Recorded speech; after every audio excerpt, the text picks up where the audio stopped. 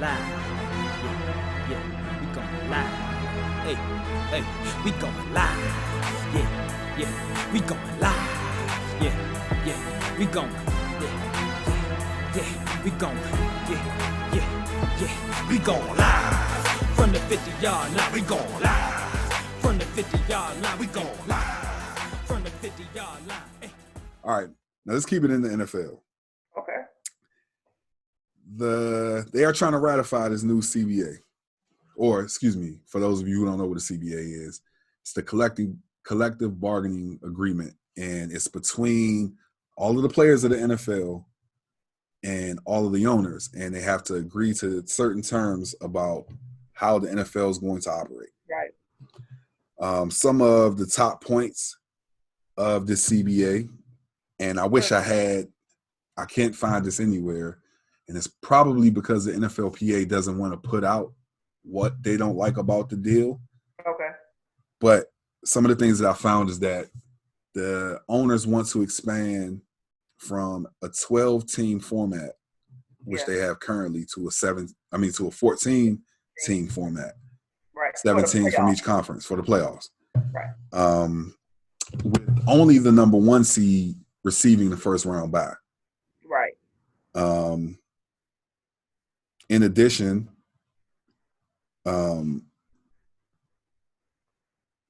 they would go from 16 games during the season to a 17th game. It's so weird sounding. Yeah. Huh? Sounds so weird. Yeah, no, it sounds weird. I mean, I know that there's been 17 weeks Right. during the season. Right. But to add a 17th game, it just feels like, okay, how are we going to fit this game in? Right. It works perfectly now with 16 because they're 32 teams, you know. Right. So that one was a little weird to me. Weird. Rosters would expand by 2 players.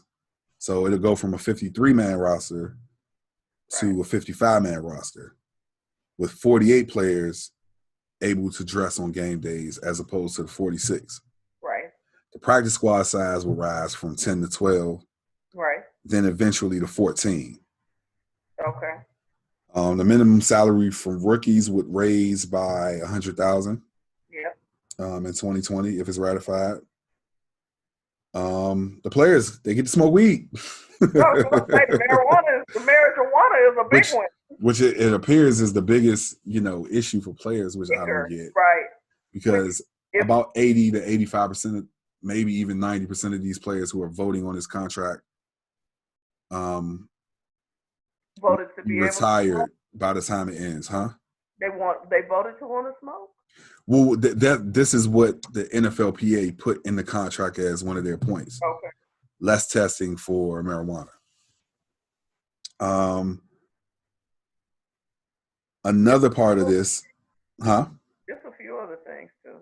Oh yeah, no, it's a few other things. The off the field discipline is a big one for me. Is it? I do. I like the idea of having a neutral arbitrator and not having Roger Goodell. And not have Roger Goodell be the godfather of everything. Yeah. Well, the issue is that the crazy part is in 2011 they made that concession, allowing Roger Goodell to have autonomy. They thought he was. That's all. Yeah.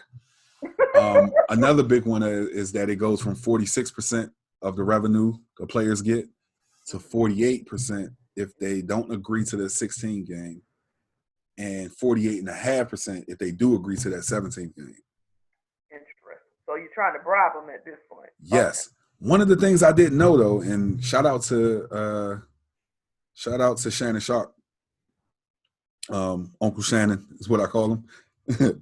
I didn't know that in 2011 the players voted and had the owners conceded to giving them 54% of the revenue. Yes, and that was undone, and it went back. The owners got the 54%, and they got the 46%, making some sort of concession. I don't know which one it was. I don't know why you would give up. It used to be like, 54, that's awesome. Yeah. Like, what? Right. What if they gave y'all out? It wasn't worth it. Right. Yeah. I don't know which I agree to or why, but Lord. Lord have mercy. And then I know two other things I just saw. Um, the limit of the international games, Uh-huh. and then this is what's crazy. This one kind of struck me as crazy. Mm-hmm. Reducing the number of training camp practices from 28 to 16. Yes. What? What? I don't know why the players are doing that. And one of the things is for OTAs, no weekend OTAs. So no Saturday or Sunday. Y'all just want, listen, they want too much. You get paid way too much money to Right. be moaning and groaning about stuff like this. Yeah. Like OTAs and training camp. Sorry, listen, let me tell you. That's why that very first preseason game, you see so many people getting hurt because y'all not going like you should be Right. in practice and Right. in You got to condition your training body camp. to You take got to that. get in shape. So going to 16, I can just see it now, like left and right. People are gonna be like, Right. yeah. No, Yeah. that's not gonna be. That's not a good look. I don't think that one's smart at I all. don't think so either. I don't think that's smart at all. It was one more that I heard so the players think that this 17th game is a ploy to get to 18 games. Okay. And so I think this is A ploy. That's funny. Yeah. I think this is the reason why they're being a hard no on this 17th game. 17 games. Yeah. Okay. Well, But I need all of y'all to just calm down. right. That's what I say. Really, all of this is crazy to me. I know it's not all about money. Cord would want to punch me in my face for that. I know it's not all about money. Uh-huh. So I know there are reasons for some of these things, but some of this stuff, come on, really? Yeah. I'm just saying. Yeah, that's interesting though. We'll see. We'll see what happens. I can't wait to see how this all turns out.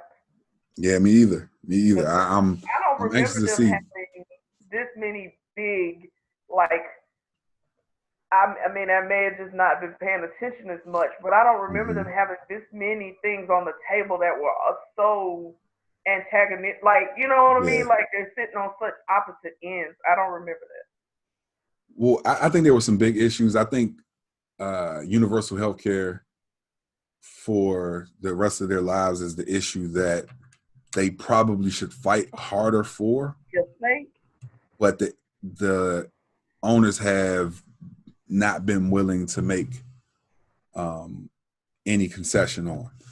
Now, I think that the issue is that when it's 32 owners who have a common goal, and you have however many players, 32 teams, 53-man roster, who have varying interests, it's going to be very difficult to fight for what anybody believes the players should receive, which is why they always end up conceding,